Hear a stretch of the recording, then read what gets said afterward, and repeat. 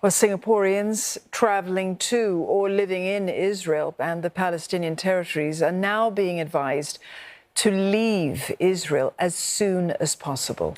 This comes 2 days after the Foreign Affairs Ministry's advisory was to avoid all travel to Israel and other troubled spots in the region.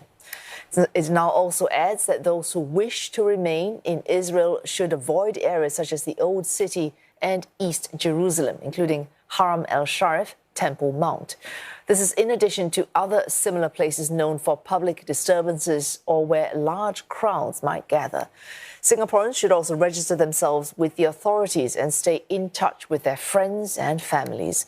One Singaporean living in the north of Israel says it may not be so easy for them to leave the country at the moment. Okay, thank you very much. Sorry to make... Commercial flights are available, but it's not confirmed. It's never confirmed till it lands, till it takes off. You could book a flight and get to the airport and it's not confirmed and it gets cancelled. And I don't want to be stranded at the airport with 3 young kids. Slightly over an hour, so anything can happen on the way to the airport, you know. And then flight getting cancelled, so it's not certain. We don't know for sure if that's a step I want to take, or am I safer in my bomb shelter at home?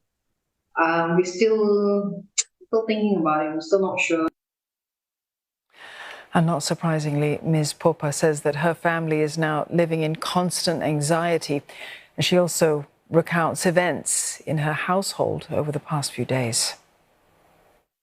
I think we're living on edge and anxiety. My husband just went out earlier for grocery and it was empty shelves everywhere. We just stocked up our bomb shelter with dry food, with water, and just living with this anxiety. And I have very young kids as well, and explaining to them what's going on, it's hard. So right 2 days ago when the siren went off at bedtime, so we were all going to bed and the siren went off and I was in the toilet and I screamed at my husband. So I screamed, ran, told him to get the kids. I got my second kid, called my eldest, ran to the bomb shelter and shut. And my kids were like, what's going on? Because it's bedtime, you know, everyone's ready to wind down. And that's when my second boy looked at me and said, Mommy, I'm scared. And then broke my heart. It really broke my heart. And then I ended up making my kids sleep in the bomb shelter last night. I couldn't deal with the siren going off and us grabbing 3 kids to run, because if they're sleepy, I need to carry